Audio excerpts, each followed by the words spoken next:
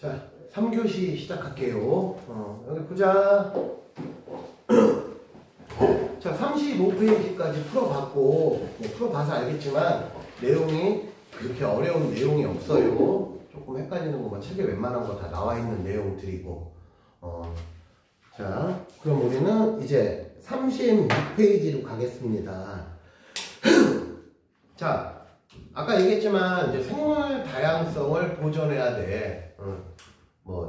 단기적으로, 그러니까 좁게 보면 우리 인간의 생활에 유리하기도 하고, 또 장기적으로 보면 말 그대로 지구상에 있는 모든 생명체들이 잘 어울려서 살 수 있도록 해줘야 된다. 뭐 그런 얘기들이야. 그런데 어떤 특별한 이유로 생물 다양성의 감소 원인이 있고, 그걸 보존해야 돼. 수정해야 된다는 얘기지. 대부분의 생물 다양성이 감소하는 건 이제 천재지변이 있을 수 있어. 진짜로 막 옛날에 우리 앞에 공룡시대 막 이런 거 고생대 중생대 배웠지, 막 대멸종 이런 게 뭐 누가 잘못해서 그런 게 아니잖아. 그냥 지구 환경변화 때문에 생기는 거잖아. 이제 그런 거 말고 최근에는 대부분의 어떤 생물 다양성 감소라는 거는 종이 줄어들거나 혹은 환경이 이제 다양하지 못하게 줄어들거나 하는 거는 대부분 인간의 발전 때문에 그런 거야. 대부분의 서식지를 파괴하는 건 인간 때문에 그래, 인간. 예를 들면 막 댕댕이가 혹은 고양이가 서식지를 파괴하는 경우는 없어, 얘들아. 또는 호랑이가 뭐 초원에 밀림에서 한다고 해도 호랑이가 아무리 그 초원에 있는 초식동물들을 많이 잡아먹는다고 해도 그로 인해서 막 누가 멸종하고 그런 일은 사실상 거의 없어. 그럼 대부분의 생물 다양성의 감소 원인은 인간 때문에 그래, 인간 때문에. 응? 대부분 발전. 아까도 얘기했지만 환경적으로 어느 동네가 갑자기 환경 변화로 인해서 사막화가 지속이 돼. 그래서 사막이 이렇게 좁았는데 갑자기 사막이 막 넓어져. 이런 경우는 있을 수 있다는 거야. 그거는 인간 때문에 그런 건 아니지. 근데 대부분 이렇게 환경을 보면 인간이 계속 발전을 하잖아. 그러니까 아무래도 농촌보다는 도시가 시간이 지날수록 많아지고, 논과 밭보다는 시간이 지나면 아파트 단지가 많아질 수밖에 없는 거지. 그러면 생태계가 파괴된다 이거야. 그러면 그런 와중에도, 그렇다고 또 발전을 안 할 수도 없는 거잖아, 인간의 특성상.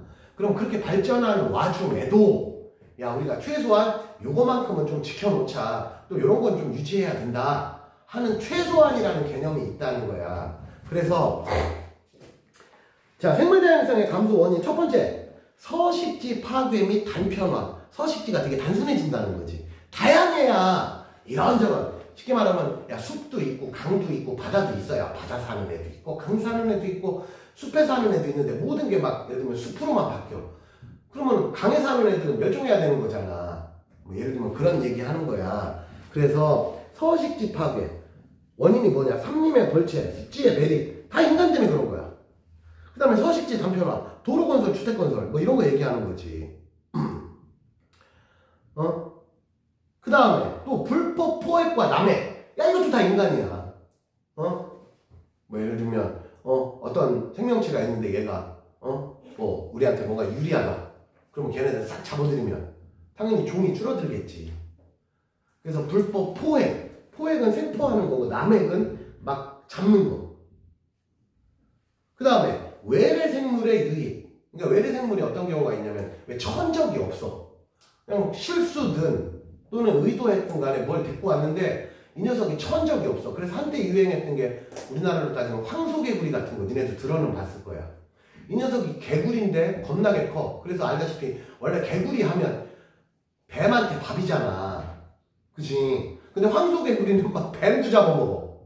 그러니까 뭔가 이제 앞뒤가 잘못된 거지. 그랬는데 그래서 걱정을 많이 했어. 근데 시간이 지나니까 니네 알다시피 외가리 같은 애들이 막 조류에서는 완전 막 뱀 다 잡아먹고 막 그런 애들이랑 되게 상당한 포식자야. 그런 애들이 황소개구리를 한두 번 맛보더니 야, 이거 진짜 맛있네? 알아서 또 정리가 되더라 이거지. 그러나 외래종을 무분별하게 난입해서는 안 된다. 왜?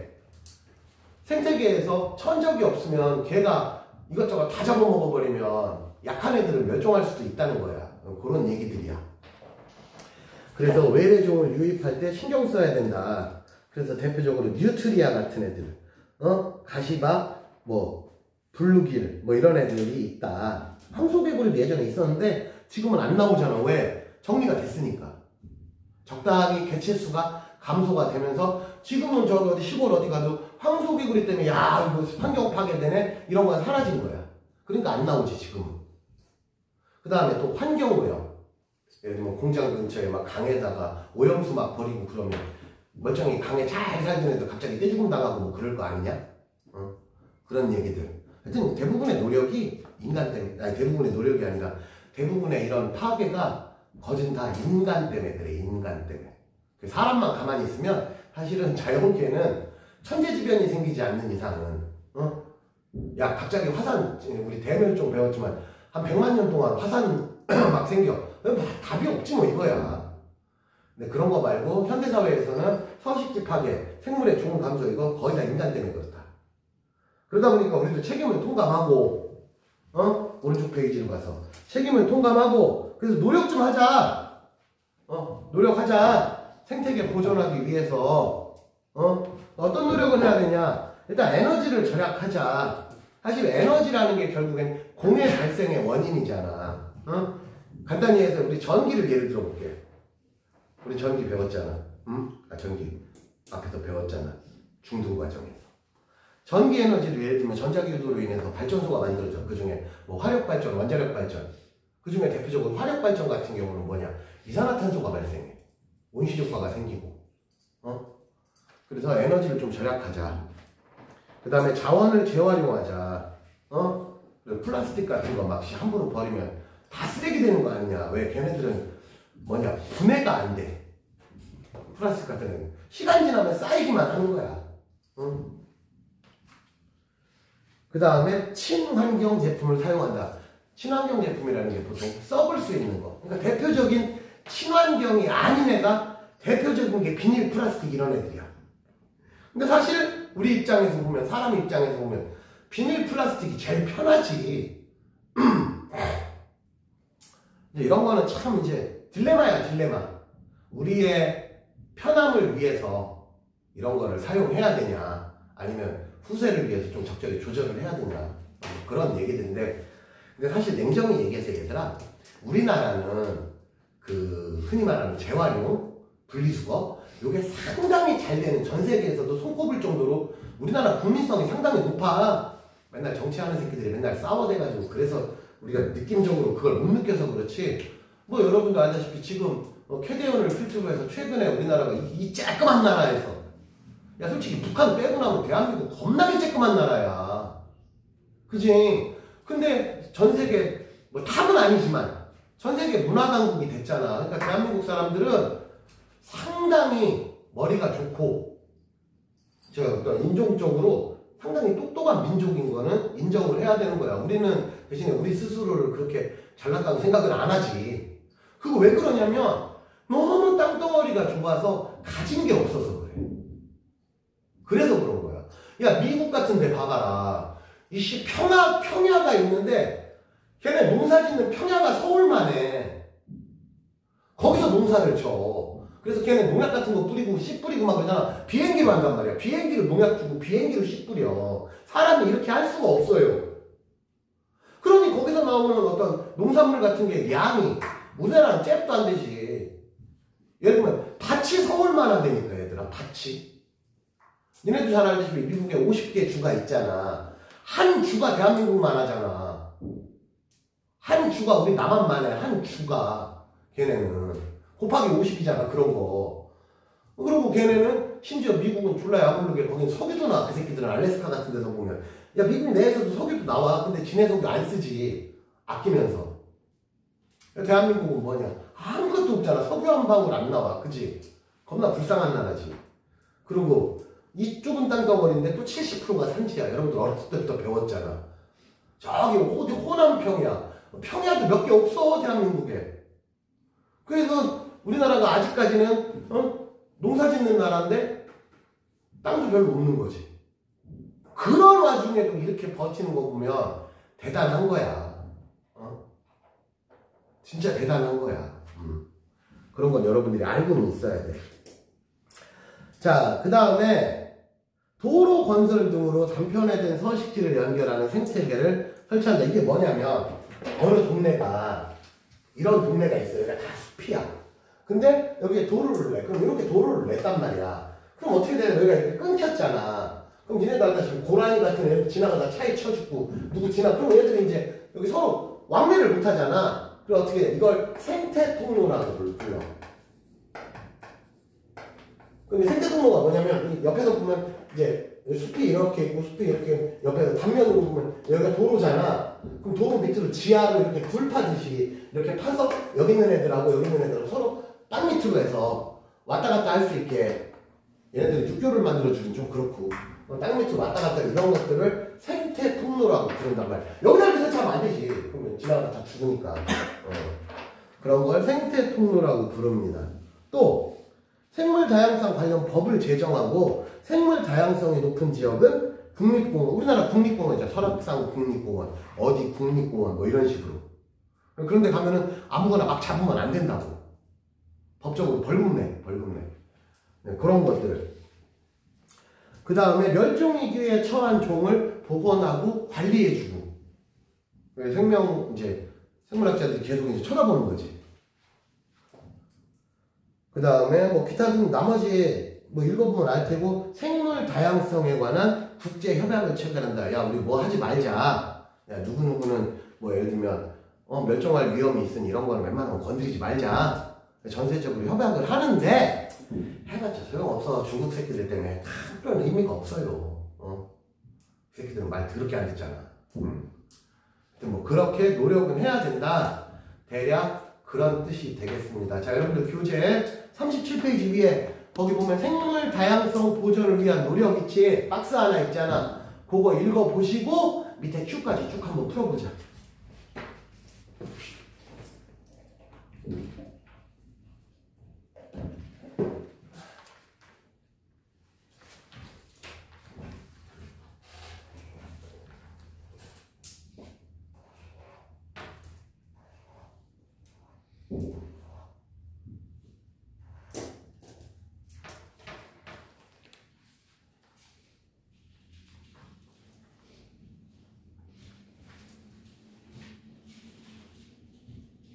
너 벌써 다 풀어놨어, 그새?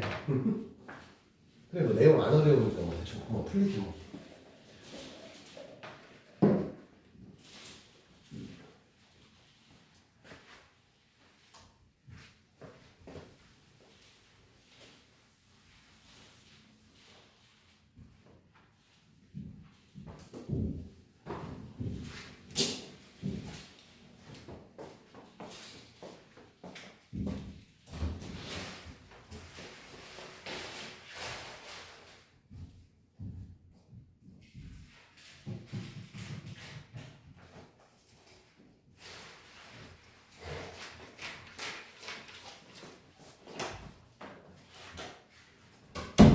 다 풀으면 바로 채점하시면 됩니다.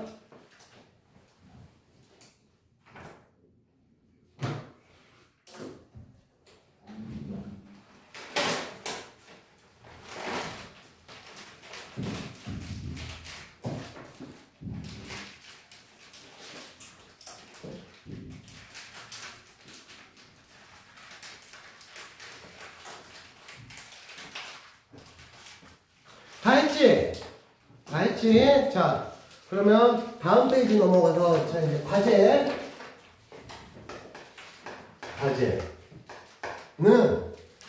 페이지 38페이지부터 쭉 연결해서 자 끝까지야. 그럼 어디까지냐? 고난도 하지마. 고난도 전까지니까 페이지 48페이지까지가 숙제고, 자, 공지사항이 있어.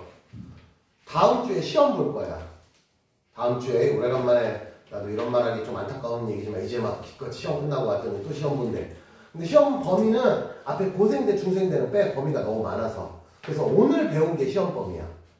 다행히 좀 쉬운 내용을 시험 범위를 보겠다는 거야. 윤지야, 다음 주에 시험 봐 오자마자. 자, 그래서 이거 숙제야. 그리고 중간에 자 이제 42페이지 이제 마무리 해볼게. 페이지 42페이지 보겠습니다. 여기만 나랑 조금 하고 가자. 그럼 다음 주에 요거 숙제한 거 여러분들이 풀어오면 틀린 거 몇 개만 풀어주고 바로 테스트 볼 거고 시험 문제는 한 7, 8문제 정도 낼 거야. 그리고 시스템은 똑같아. 자, 페이지 42페이지. 우리 고생대 중생대 배운 지 진짜 한 달 전에 배웠잖아. 그래서 여기만 나랑 마무리 해볼게요. 자, 보자. 예전에 했던 거야. 칸 채우면서 들어. 칸 채우면서 우선 시상화석, 표준화석이 있어. 시상화석은 그 화석을 분석했을 때 얘가 이제 화석이 발견된 애의 어떤 환경을 알려주는 거야. 얘가 바닷가냐 아니면 뭐 숲이냐 뭐 바닷가 뭐 깊은 바다냐 얕은 바다냐 뭐 이런 거 그걸 알려주는 게 시상화석. 그래 시상화석의 특징은 뭐냐? 특정한 환경에서만 살아야 되고 살아온 기간이 되게 길어. 쉽게 말하면 고생대부터 해서 현재까지도 막 살아있어야 돼.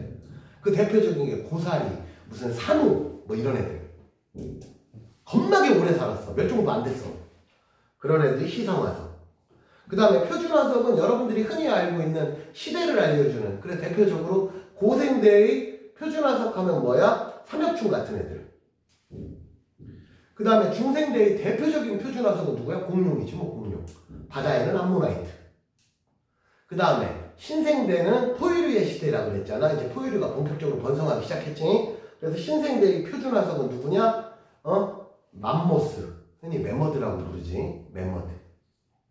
그 다음에 화폐석 뭐 이런 애들이 있는 거고. 그래서 신생대 화폐석, 그리고 거기 칸에 들어갈, 첫 번째 칸에 들어갈 게 뭐야? 매머드.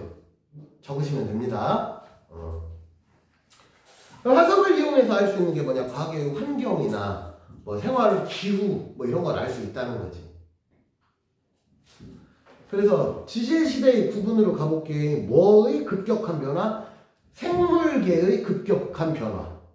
한마디로 어떤 생명체가 갑자기 여기쯤에서 멸종했어.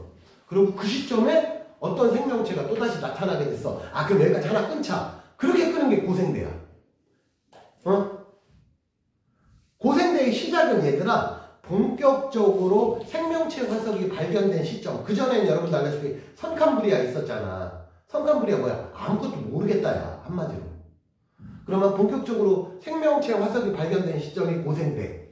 그러다가 고생대 말기에 판게아의 형성과 더불어서 대멸종이 한번 생겼지. 야, 여기서 끊어. 여기까지가 고생대. 그럼 중생대 넘어가면서 파충류의 전성시대. 그게 공룡이지. 그럼 공룡들이 보이기 시작했어. 야, 여기서부터 중생대. 그러다가 알다시피 중생대 말기에 운석충돌만이 원인은 아니라 그랬어. 운석충돌과 더불어서 막 아까 얘기했지만 막 100만 년 동안 화산이 생겨. 그러면서 공룡이 싹을 멸종했어. 야, 그럼 여기까지 중생대 끝. 그러면 또 새로운 생명체 포유류들이 나타나네. 아, 여기서부터 그럼 신생대. 현재는 신생대지. 지금도 신생대지. 뭐 그렇게 하겠다 이런 뜻이고. 자, 지질시대의 환경. 선캄브리아 시대는 누구? 남세균. 아는 애가 얘밖에 없어. 근데 남세균 저거. 남세균의 특징이 뭐냐? 다행히 이 녀석들이 뭘 했어? 광합성을 했어.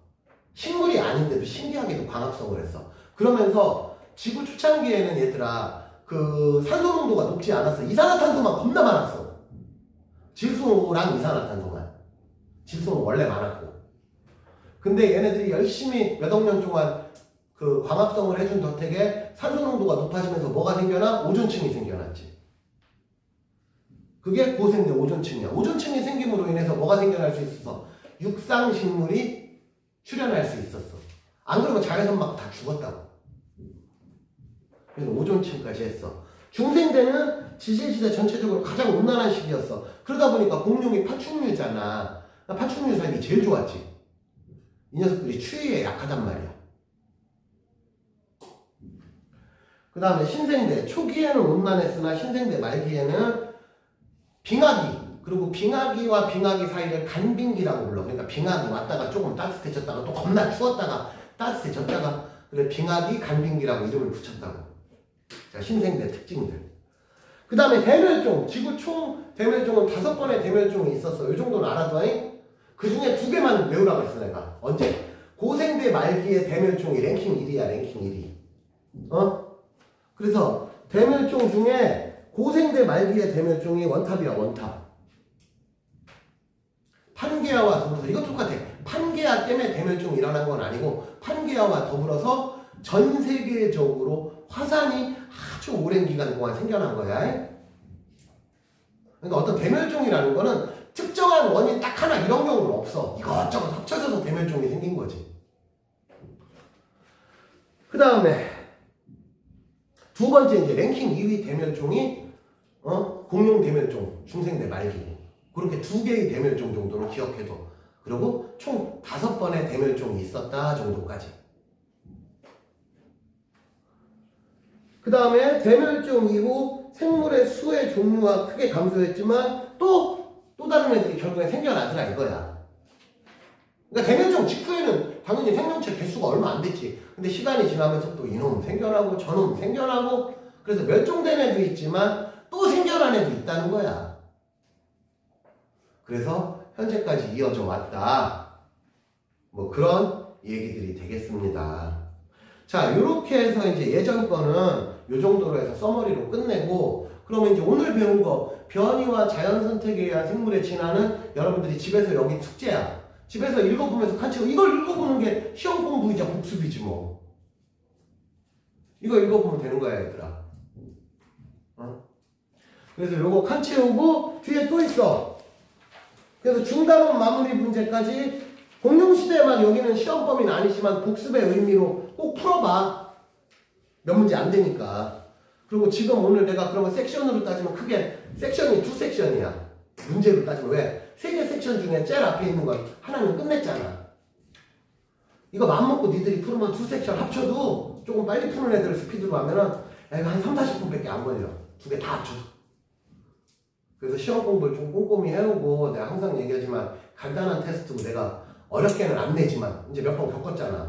어렵게 내진 않지만 그래도 좋은 점수로 여러분들 부모님한테 문자가 가야 니들도 기분 좋고 나도 기분 좋지. 예를 들면 한 8개 시험 봤는데 야 그래도 5개는 맞아야 될 거 아니냐 예를 들면 그래야 니들도 집에 가서 할 말이 있잖아.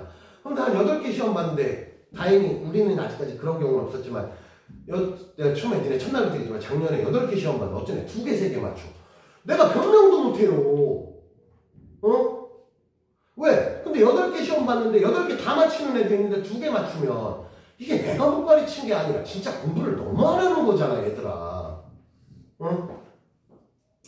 다행히 전에도 얘기했지만 니들은 작년 요맘때 때 내가 가르쳤던 학생들보다는 당연히 평균 지수가 다행히 높아서 지금 니네 나한테 통합과학 1번 끝나고 지금 2번째 배우는데 내가 통합과학 수업하면서 내가 화내본 적이 없잖아.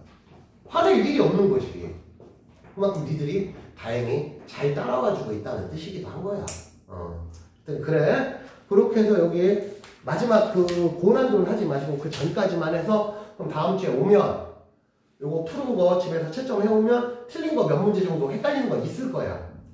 그럼 요 정도 몇 문제 풀어주고 간단히 테스트 한번 보고 다음 섹션으로 또 넘어가도록 하겠습니다. 다음 섹션 산화환원, 중화반응 여기가 조금 이제 어려운 챕터야. 오늘 한 건 솔직히 진짜 쉬웠잖아. 보시다시피. 그래서 이렇게 하겠습니다. 자, 윤재야 오늘 수업은 여기서 모두 마칠 테니 숙제 낸 거나 잘 풀어오고 다음 주 시험만 다시 얘기하지만 자 오늘 수업은 여기서 모두 마치겠습니다.